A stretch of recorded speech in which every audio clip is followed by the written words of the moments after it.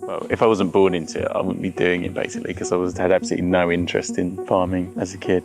I think like initially it was I wanted to go and earn money. Yeah. So I would go and help on the farm, and then I kind of stumbled into studying it at Adams just because I wanted to go to university. Really, I didn't really know what else to do. Did you go to all those like young farmers barn parties? I used to go to Cheshire all the time. Good young farmers in Essex. Yeah, it's quite strong. I think that's the other reason why I've ended up farming, really. Just because you've got that community?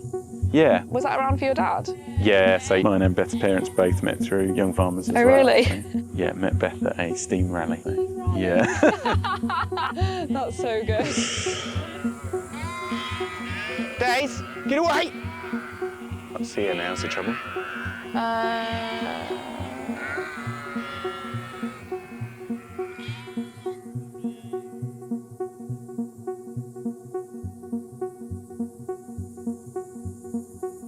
Someone much cleverer than me said it a long time ago, didn't they? You know, mankind owes existence to 6 inches of soil and the fact that it rains. Paraphrasing a bit, I think, but I think that sums it up fairly well. And you know, over the last century, basically, we've kind of ripped up the rule book and been doing things completely differently, and that has had unforeseen consequences, basically. I'm just really looking at like this, like why is there so much greenery here?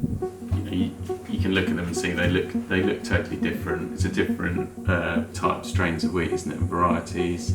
All we did was drilled it straight into the stubble of the previous bean crop, basically. I suppose the way Wildfarmed want the grain grown is kind of where we've been aiming, kind of removing inputs completely and doing biochropping and things like that. I was expecting a lot more pressure from weeds, pressure from diseases and things, and it's been really good, which is quite mind-boggling really for me.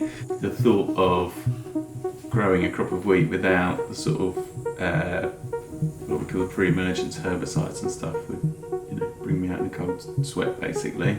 So I was certainly expecting to see it not looking anywhere near as tall or thick as it does, and B, assumed that there's going to be a lot of grass weeds that we were going to have to remove from the crop, but it's 95% of it has been completely spotless.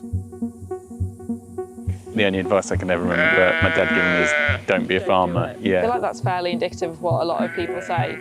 Yeah, so I didn't even listen to that. So. And that's the thing, isn't it? Because so much of it is generational, that like, I guess getting people to change their mindset on it is the thing that we find. It's very hard not to be like farming for your neighbours or for your peers, basically. You kind of, you feel like the pressure to kind of do a good job because what are the neighbours going to think, sort of thing.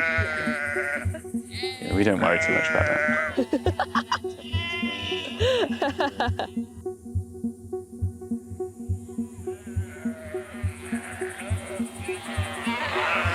That little jump was so good.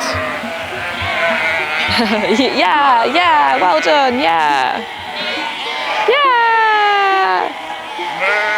I'd 100% have a favourite if this was my farm.